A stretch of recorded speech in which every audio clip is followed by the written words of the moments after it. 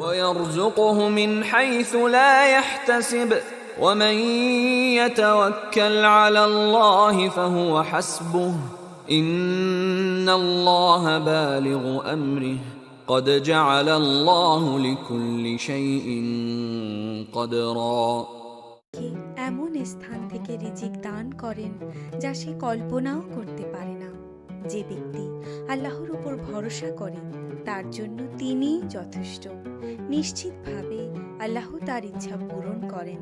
আল্লাহ সব কিছুর জন্য নির্দিষ্ট পরিমাণ নির্ধারণ করে রেখেছেন।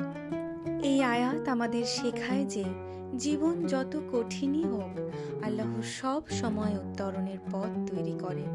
যদি আমরা তার উপর ভরসা করি, তিনি এমন জায়গা থেকে রিজিক দেবেন যা আমরা কল্পনাও করিনি।